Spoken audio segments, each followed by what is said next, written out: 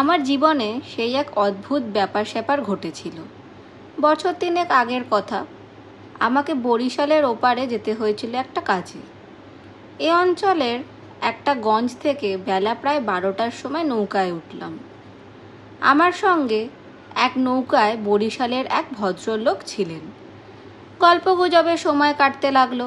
সময়টা পুজোর পরেই। দিনটা বেশ মেঘলা মেঘলা কেটে গেল। মাঝে মাঝে টিপটিপ করে বৃষ্টিও পড়তে শুরু হলো।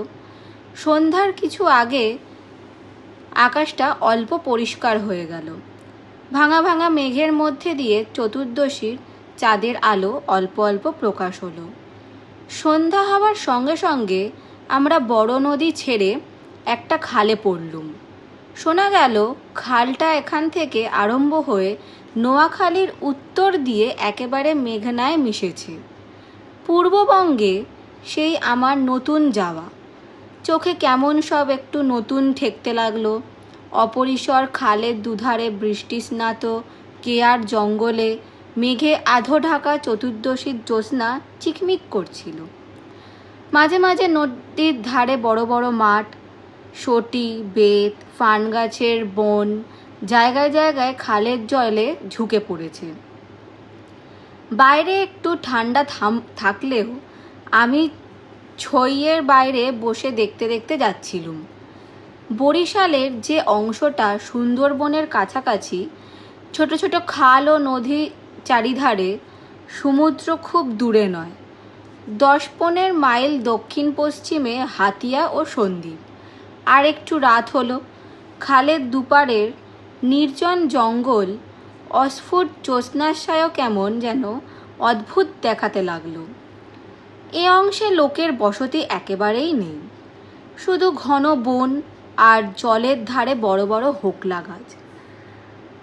আমার সঙ্গী বললেন, এত রাতে আর বাইরে থাকবেন না, আসুন ছইয়ের মধ্যে, এসব জঙ্গলে বুঝেন না। তারপর তিনি সুন্দরবনের নানা গল্প করতে লাগলেন। তার এক কাকা নাকি ফরেস্ট ডিপার্টমেন্টে কাজ করতেন। তারই লঞ্চে করে তিনি একবার সুন্দরবনের নানা অংশে বেরিয়েছিলেন। সেই সব গল্প। রাত প্রায় 12টার কাছাকাছি হলো। মাঝি আমাদের নৌকায় ছিল মোটে একটি। সে বলে উঠল, বাবু, একটু এগিয়ে গিয়ে বড় নদী পড়বে। এত রাতে একা সে নদীতে পাড়ি জমাতে পারবো না, এখানেই নৌকো রাখি। নৌকো সেখানেই বাঁধা হলো। এদিকে বড় বড় গাছের আড়ালে চাঁদ অস্ত গেল। দেখলুম অপ্রশস্ত খালের দুই ধারেই অন্ধকারে ঢাকা ঘন জঙ্গল। চারদিকে কোনো শব্দ নেই। পতঙ্গগুলো পর্যন্ত চুপ করেছে। সঙ্গীকে বললুম, মশাই, এই তো সরু খাল, পাড় থেকে বাগ লাফিয়ে পড়বে না তো নৌকোর ওপর? সঙ্গী বললেন, না পড়লেই আশ্চর্য হব। শুনে অত্যন্ত পুলকে ছইয়ের মধ্যে ঘেঁষে বসলুম। খানিকটা বসে থাকবার পর সঙ্গী বললে, আসুন একটু শোয়া যাক। ঘুম তো হবে না, আর ঘুমানো ঠিকও না। আসুন একটু চোখ বুজে থাকি। খানিকটা চুপ করে থাকবার পর সঙ্গীকে ডাকতে গিয়ে দেখি তিনি ঘুমিয়ে পড়েছেন। মাঝিও জেগে আছে বলে মনে হলো না। ভাবলুম, তবে আমি বা কেন মিথ্যা মিথ্যা চোখ চেয়ে থাকি। মহাজনদের পথ ধরবার উদ্যোগ করলুম। তারপর যা ঘটল সে আমার জীবনের এক অদ্ভুত অভিজ্ঞতা। শুনতে যাচ্ছি, হঠাৎ আমার কানে গেল অন্ধকার বনঝোপের ওপাশে অনেক দূরে গভীর জঙ্গলের মধ্যে কে যেন কোথায় গ্রামোফোন বাজাচ্ছে। তাড়াতাড়ি উঠে বসলুম। গ্রামাফোন? এ বনে এত রাত্রে গ্রামাফোন কে বাজাবে? কান পেতে শুনলুম, গ্রামাফোন না। অন্ধকারে হিজল হিনতাল গাছগুলো যেখানে খুব ঘন হয়ে আছে, সেখান থেকে কারা যেন উচ্চ কণ্ঠে আর্ত করুণ সুরে কি বলছে। খানিকটা শুনে মনে হলো সেটা একাধিক লোকের সমবেত কণ্ঠস্বর। প্রতিবেশী তেতলার ছাদে গ্রামাফোন বাজলে যেমন খানিকটা স্পষ্ট, খানিকটা অস্পষ্ট, অথচ বেশ একটানা সুরের ঢেউ এসে কানে পৌঁছয়। এও অনেকটা সেইভাবে মনে হলো যেন কতকগুলো অস্পষ্ট বাংলা ভাষা শব্দ কানে গেল, কিন্তু ধরতে পারা গেল না কথাগুলো কি। শব্দটা মাত্র মিনিট খানেক স্থায়ী হলো, তারপরে অন্ধকার বনভূমি যেমন নিস্তব্ধ ছিল তেমনই নিস্তব্ধ হয়ে গেল। তাড়াতাড়ি ছইয়ের বাইরে এলুম। চারিপাশের অন্ধকার ঝিঙের বিচির মতন কালো। বনভূমি নীরব, শুধু নৌকার তলায় ভাটার জল কলকল করে বাজছে, আর শেষ রাত্রের বাতাসে জলের ধারে কেয়া ঝোপে এক প্রকার অস্পষ্ট শব্দ হচ্ছে। পার থেকে দূরে হিজল গাছের কালো গুড়িগুলির অন্ধকারে এক অদ্ভুত চেহারা হয়েছে। ভাবলাম সঙ্গীদের ডেকে তুলি, আবার ভাবলুম বেচারিরা ঘুমোচ্ছে, ডেকে কি হবে, তার চেয়ে বরং নিজে জেগে বসে থাকি। দাঁড়িয়ে দাঁড়িয়ে একটা সিগারেট ধরালুম, তারপর আবার ছইয়ের মধ্যে ঢুকতে যাব, এমন সময় সেই অন্ধকারে ঢাকা বিশাল বনভূমির কোনো অংশ থেকে সুস্পষ্ট উচ্চ আর্তকরুণ ঝিঁঝি পোকার রবের মতো তীক্ষ্ণস্বর তীরের মতন জমাট অন্ধকারের বুক চিরে আকাশে উঠল। ওগো নৌকা যাত্রীরা, তোমরা কারা আছো? আমরা শ্বাস বন্ধ হয়ে মরলাম। আমাদের ওঠাও, ওঠাও, আমাদের বাঁচাও। নৌকার মাঝিটা ধর্মর করে জেগে উঠল। আমি সঙ্গীকে ডাকলুম, মশাই, ও মশাই, উঠুন উঠুন। মাঝি আমার কাছে ঘেঁষে এলো, ভয় তার গলার স্বর কাঁপছে। বললে, আল্লাহ আল্লাহ, শুনতে পেয়েছেন বাবু? আমি ব্যাপারটা বললুম। তিনিও তাড়াতাড়ি ছইয়ের বাইরে এলেন। তিনজনে মিলে কান খাড়া করে রইলুম। চারদিক আবার চুপ। ভাটার জল নৌকোর তলায় বেঁধে আগের চেয়েও জোরে শব্দ হচ্ছিল। সঙ্গী মাঝিকে জিজ্ঞেস করলেন, এটা কি তবে? মাঝি বললে, হ্যাঁ বাবু, বাইয়ে কীর্তিপাশার গড়। সঙ্গী বললেন, তবে তুই এত রাত্রে এখানে নৌকো রাখলি কেন? বেকুব কোথাকার। মাঝি বললে, তিনজন আছি বলেই রেখেছিলুম বাবু, ভাটার টানে নৌকো পিছিয়ে নেবার তো জো ছিল না। কথাবার্তার ধরন শুনে সঙ্গীকে বললুম, কি মশাই, ব্যাপার কি? আপনি কিছু জানেন নাকি? ভয় যত না হোক, বিস্ময়ে আমরা কেমন হয়ে গেছিলুম। সঙ্গী বললেন, ওরে, তোর সেই কেরোসিনের ডিব্বেটা জ্বাল, আলো জেলে বসে থাকা যাক, রাত এখন ঢের। মাঝিকে বললুম, তুই শব্দটা শুনতে পেয়েছিলি? সে বললে, হয় বাবু, আওয়াজ কানে গিয়েই তো আমার ঘুম ভেঙে গেল। আমি আরো দুবার নৌকো বেয়ে যেতে যেতেও ডাক শুনেছি। সঙ্গী বললেন, এটা এ অঞ্চলের একটা অদ্ভুত ঘটনা। তবে এ জায়গাটা সুন্দরবনের সীমানায় বলে আর এ অঞ্চলে কোনো লোকজন নেই বলেই চলে। শুধু নৌকার মাঝিদের কাছেই এটা সুপরিচিত। এর পেছনে একটা ইতিহাস আছে, সেটা অবশ্য নৌকোর মাঝিদের পরিচিত নয়। সেইটা আপনাকে বলি শুনুন। তারপর ধুমায়িত কেরোসিনের ডিবায় আলোয় অন্ধকার বনের বুকে মধ্যে বসে সঙ্গীর মুখে কীর্তিপাশার গড়ের ইতিহাসটা শুনতে লাগলুম। ৩০০ বছর আগের কথা। মুনিম খাঁ তখন গৌড়ের সুবাদার। এই অঞ্চলে তখন বারভূইয়ার দুই প্রতাপশালী ভূইয়া রাজা রামচন্দ্র রায় ও ঈশা খাঁ মনসদ ই আলীর খুব প্রতাপ।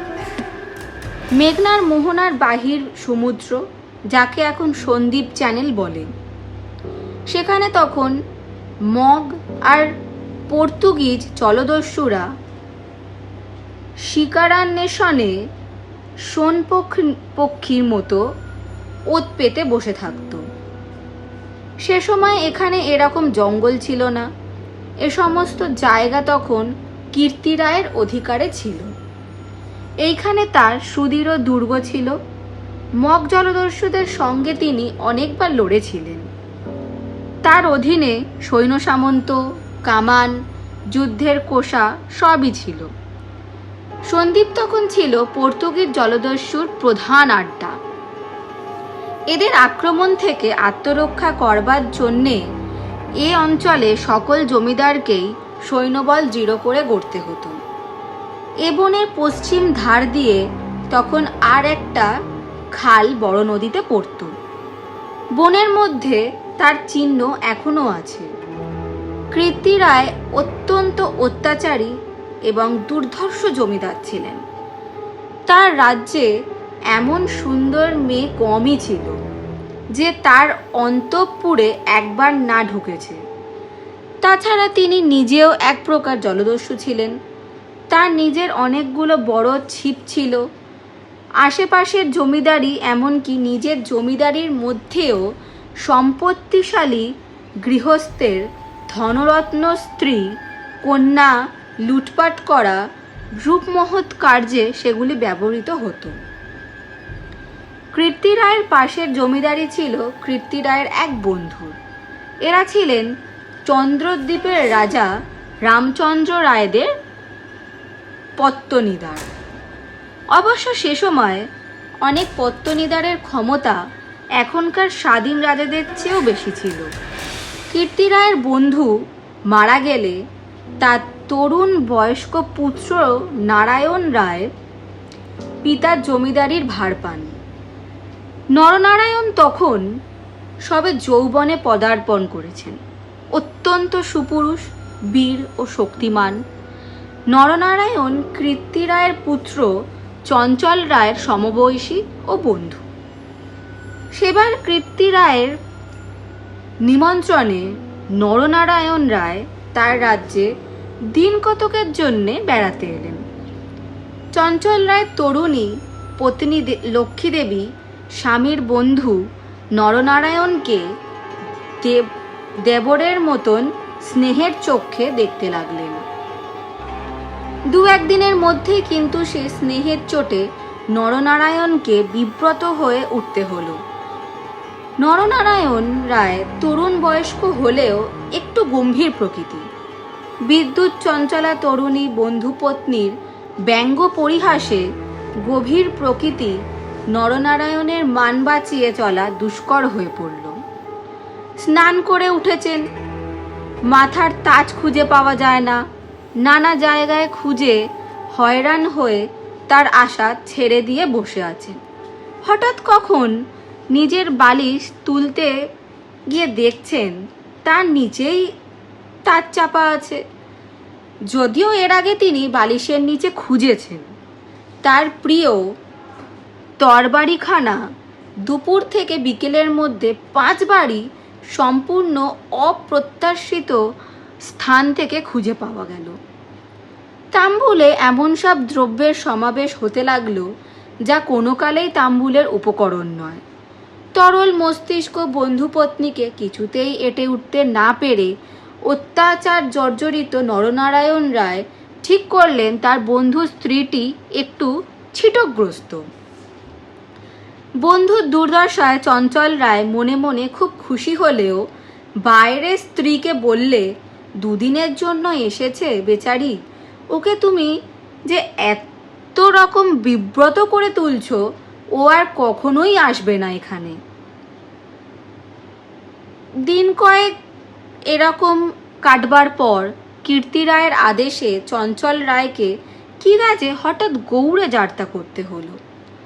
নরনারায়ণ রায়ও বন্ধুপত্নী কখন কি করে বসে সেই ভয় দিনশতক সশঙ্ক অবস্থায় কালযাপন করবার পর নিজের বজরায় উঠে হাঁপ ছেড়ে বাঁচলেন।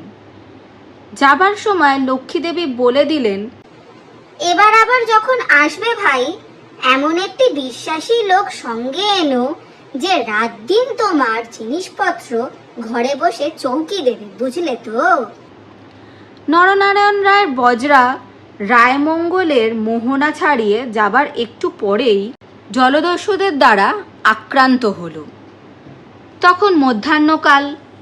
প্রখর রৌদ্রে বজ্রার দক্ষিণ দিকের দিগ্বলয়ে প্রসারী জলরাশি শাসানো তলোয়ারের মতো ঝকঝক করছিল। সমুদ্রের সে অংশে এমন কোনো নৌকা ছিল না যারা সাহায্য করতে আসতে পারে। সেটা রায়মঙ্গল আর কালাবদর নদীর মুখ সামনেই বার সমুদ্র সন্দ্বীপ চ্যানেল জলদস্যুদের প্রধান ঘাঁটি। নরনারায়ণের বজ্রার রক্ষীরা কেউ হত হলো, কেউ সাংঘাতিক জখম হলো। নিজে নরনারায়ণ দস্যুদের আক্রমণ প্রতিহত করতে গিয়ে উরুদ্দেশে কিসের খোঁচা খেয়ে সংজ্ঞাশূন্য হয়ে পড়লেন। জ্ঞান হলে দেখতে পেলেন তিনি এক অন্ধকার স্থানে শুয়ে আছেন। তার সামনে কি যেন একটা বড় নক্ষত্রের মতো জ্বলছে। খানিকক্ষণ জোরে চোখের পলক ফেরবার পর তিনি বুঝলেন যাকে নক্ষত্র বলে মনে হয়েছিল তা প্রকৃতপক্ষে একটি অতি ক্ষুদ্র গবাক্ষ পথে আগত দিবালোক। নরনারায়ণ দেখলেন তিনি একটি অন্ধকার কক্ষের আর্দ্র মেঝের ওপর শুয়ে আছেন। ঘরের দেওয়ালের স্থানে স্থানে সবুজ শ্যাওলার দল গজিয়েছে। আরো কদিন আরো করাত গেল, কেউ তার জন্যে খাদ্য আনলো না। তিনি বুঝলেন যারা তাকে এখানে এনেছে তাকে না খেতে দিয়ে মেরে ফেলাই তাদের উদ্দেশ্য। মৃত্যু, সামনে নির্মম মৃত্যু। সে দিনমানও কেটে গেল। আঘাতজনিত ব্যথায় এবং ক্ষুধা তৃষ্ণায় অবসন্ন দেহ নরনারায়ণের চোখের সামনের থেকে গবাক্ষ পথের শেষ দিবালোক মিলিয়ে গেল।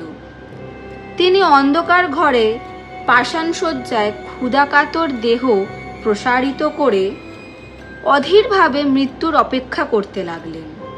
প্রকৃতি একটা ক্লোরোফর্ম আছে। যন্ত্রণা পেয়ে মরছে এমন প্রাণীকে মৃত্যু যন্ত্রণা থেকে বাঁচাবার জন্য সেটা মুমূর্ষু প্রাণীকে অভিভূত করে। ধীরে ধীরে যেন সেই দয়াময়ী মৃত্যুতণ্ডা এসে তাকেও আশ্রয় করলেন। অনেকক্ষণ পরে, কতক্ষণ পরে তা তিনি বুঝতে পারলেন না। হঠাৎ আলো চোখে লেগে তার তন্দ্রাঘোর কেটে গেল। বিস্মিত নরনারায়ণ চোখ মেলে দেখলেন তার সামনে প্রদীপ হস্তে দাঁড়িয়ে তার বন্ধু পত্নী লক্ষ্মী দেবী। কথা বলতে গিয়ে লক্ষ্মী দেবীর ইঙ্গিতে নরনারায়ণ থেমে গেলেন। লক্ষ্মী দেবী হাতের প্রদীপটি আঁচল দিয়ে ঢেকে নরনারায়ণকে তার অনুসরণ করতে ইঙ্গিত করলেন। একবার নরনারায়ণের সন্দেহ হলো এসব স্বপ্ন নয় তো, কিন্তু ওই যে দীপশিখার উজ্জ্বল আলোয় আর্দ্র ভিত্তিগাত্রের সবুজ শ্যাওলার দল স্পষ্ট দেখা যায়। নরনারায়ণ শক্তিমান যুবক, ক্ষুধায় দুর্বল হয়ে পড়লেও নিশ্চিত মৃত্যুর গ্রাস থেকে বাঁচবার উৎসাহে তিনি দৃঢ়পদে অগ্রবর্তিনী। ক্ষিপ্রগামিনী বন্ধুপত্নীর পশ্চাৎ পশ্চাৎ চললেন। একটা বক্রগতি পাথরের সিঁড়ি দিয়ে উপরে উঠে একটি দীর্ঘ সুড়ঙ্গ পার হবার পর তিনি দেখলেন যে তারা কীর্তিরায়ের প্রাসাদের সামনের খালধারে এসে পৌঁছেছেন। লক্ষ্মীদেবী একটা ছোট বেতে বোনা থলি বার করে তার হাতে দিয়ে বললেন, এতে খাবার আছে, এখানে খেয়ে নাও। তুমি সাঁতার জানো? খাল পার হয়ে ওপারে গিয়ে কিছু খেয়ে নাও, তারপর যত শিগগির পারো পালিয়ে যাও। ব্যাপার কি নরনারায়ণ রায় একটু একটু বুঝলেন।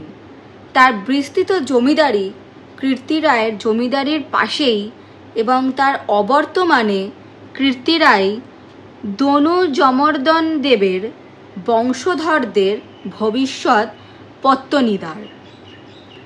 অত বড় বিস্তৃত ভূ সম্পত্তি সৈন্য সামন্ত কীর্তিরায়ের হাতে এলে তিনি কি আর কিছু গ্রাহ্য করবেন?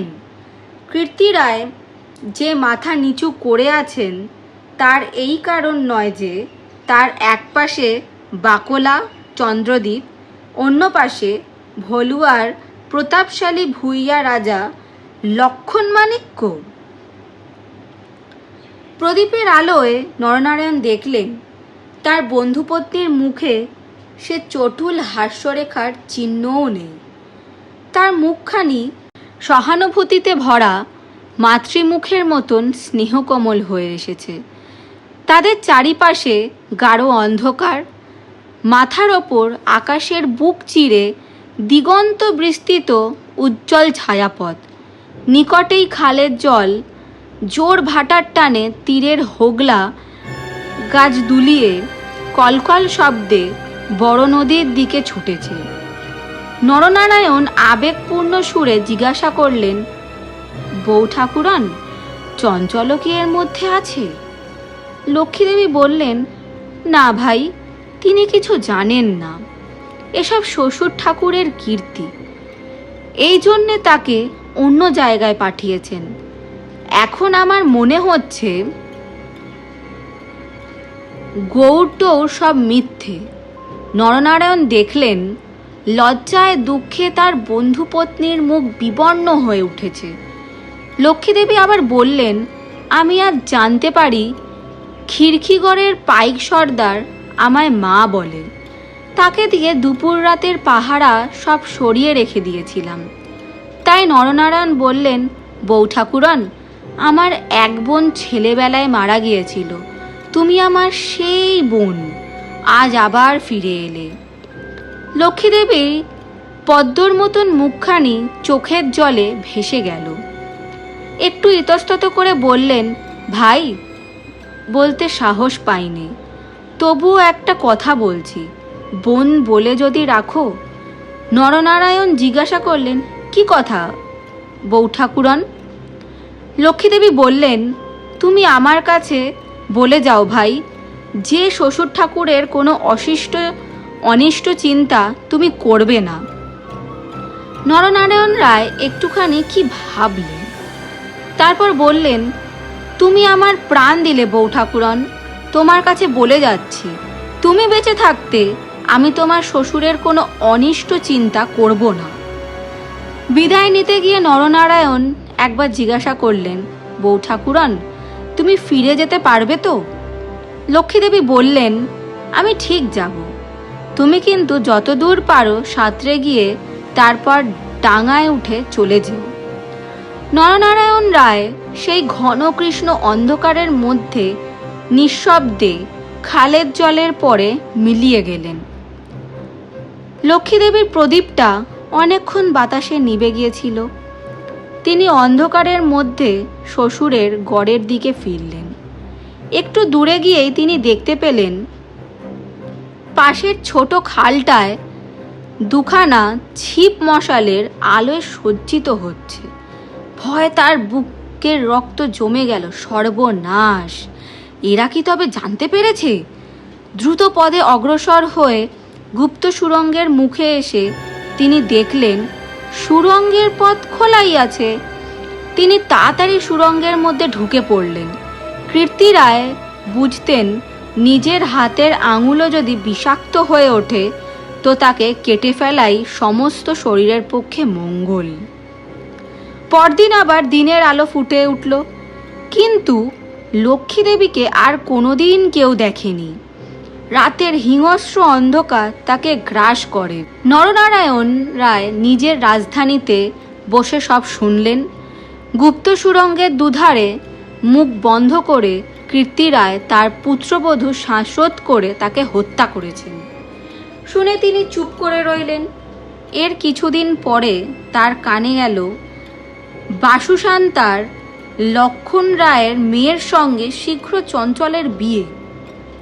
সেদিন রাত্রে চাঁদ উঠলে নিজের প্রাসাদ শিখরে বেড়াতে বেড়াতে চারিদিকের শুভ্র সুন্দর আলোয় সাগরের দিকে দৃষ্টিপাত করে দৃঢ় চিত্ত নরনারায়ণ রায়েরও চোখের পাতা যেন ভিজে উঠল। তার মনে হলো তার অভাগিনী বউ ঠাকুরনীর হৃদয় নিঃসারিত, নিষ্পাপ, অকলঙ্ক পবিত্র স্নেহের ঢেউয়ে সারা জগৎ ভেসে যাচ্ছে। মনে হলো তারই অন্তরের শ্যামলতায় জ্যোৎস্নাধৌত বনভূমির অঙ্গে অঙ্গে শ্যামল সুন্দর শ্রীনীরব আকাশের তলে তারই চোখের দুষ্টু হাসিটি তারায় তারায় নবমল্লিকার মতন ফুটে উঠেছে। নরনারায়ণ রায়ের পূর্বপুরুষেরা দুর্ধর্ষ ভূমিধিকারী দস্যু। হঠাৎ পূর্বপুরুষের সেই বর্বর রক্ত নরনারায়ণের ধমনীতে নেচে উঠল। তিনি মনে মনে বললেন, আমার অপমান আমি এরকম ভুলেছিলাম বউ ঠাকুরন, কিন্তু তোমার অপমান আমি সহ্য করব না কখনো। কিছুদিন কেটে গেল।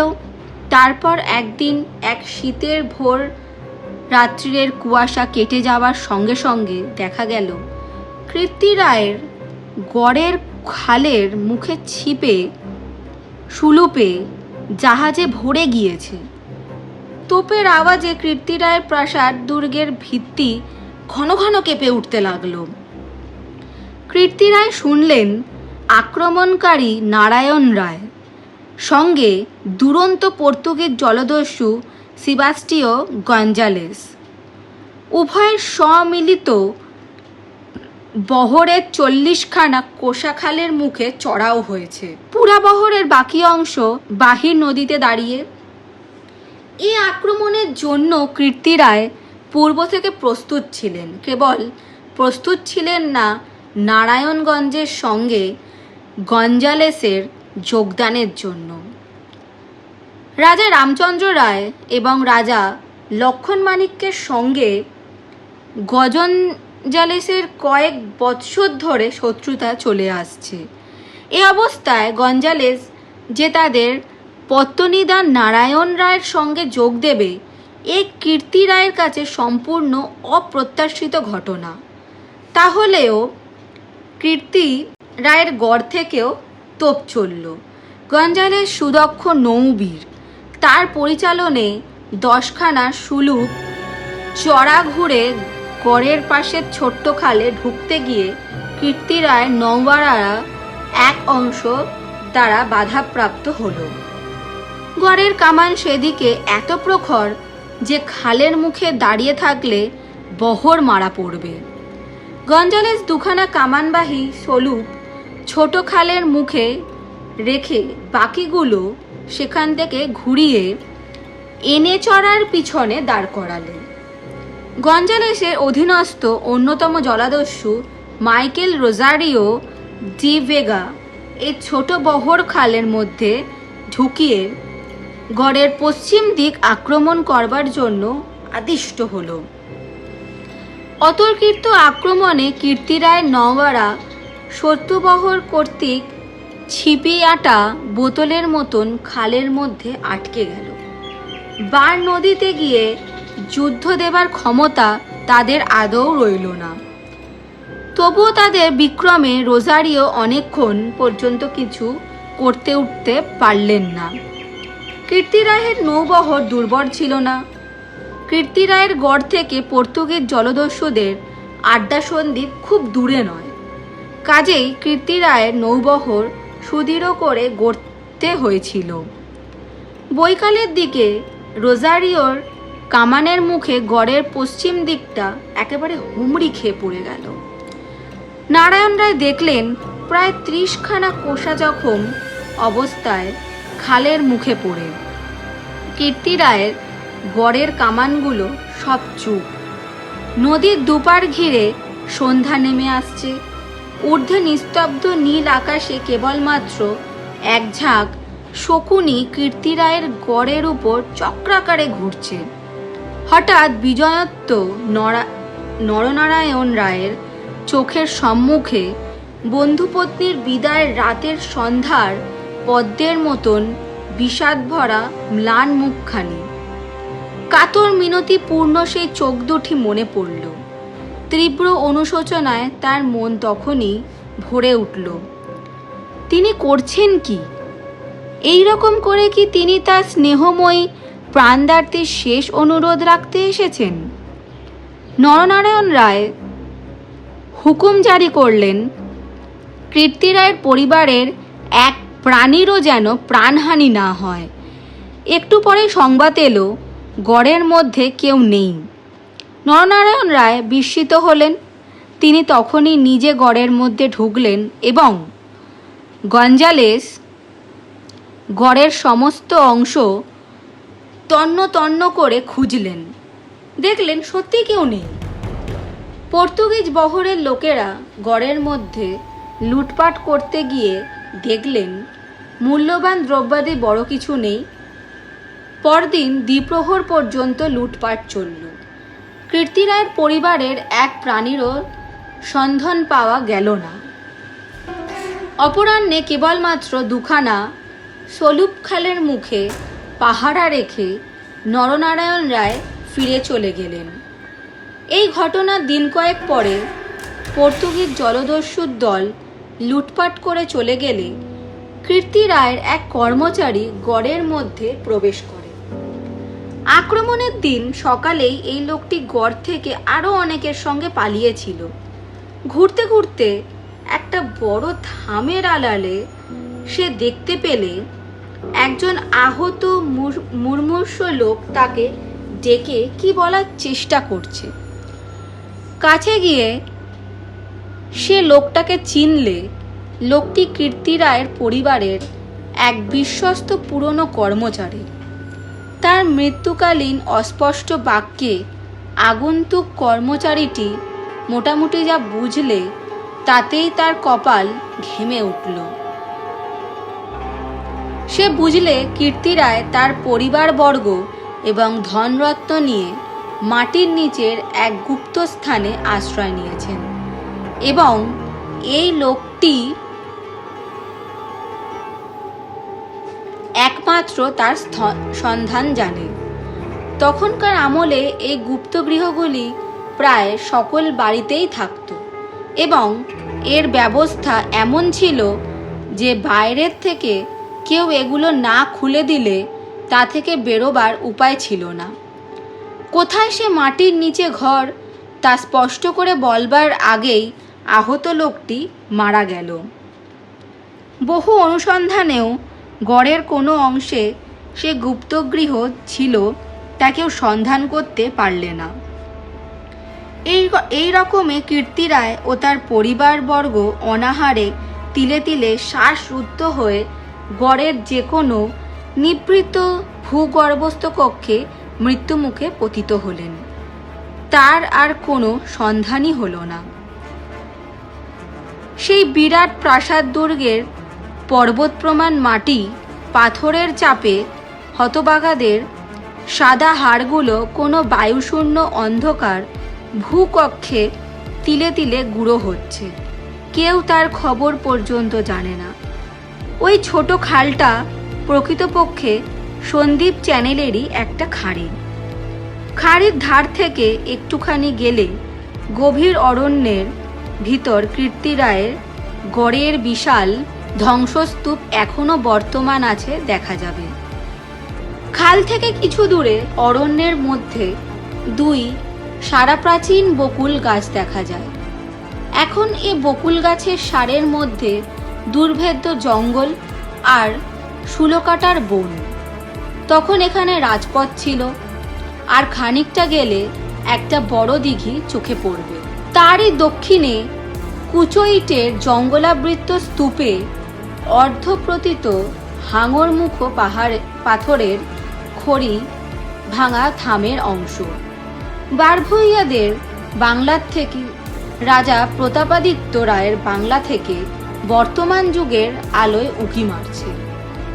দিঘির যে ইষ্টক সোপানে সকাল সন্ধ্যায় তখন অতীত যুগের রাজবধূদের রাঙা পায়ের অলকত্ব রাগ ফুটে উঠত, এখন সেখানে দিনের বেলায় বড় বড় বাঘের পায়ের থাবার দাগ পড়ে। গোখুড়ো কেউটে সাপের দল ফনা তুলে ঘুরে বেড়ায়। বহুদিন থেকেই এখানে একটা অদ্ভুত ব্যাপার ঘটে থাকে।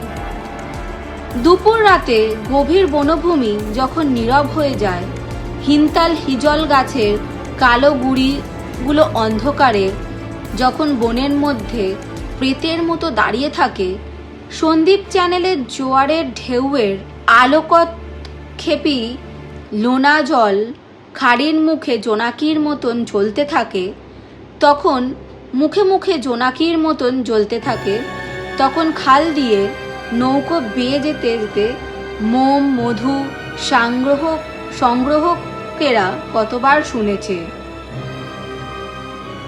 অন্ধকারে বনের এক গভীর অংশ থেকে কারা যেন আত্মস্বারে চিৎকার করছে, ওগো পথযাত্রীরা, ওগো নৌকা যাত্রীরা, আমরা এখানে শ্বাসরুদ্ধ হয়ে মারা গেলাম, দয়া করে আমাদের তোলো, ওগো আমাদের তোলো।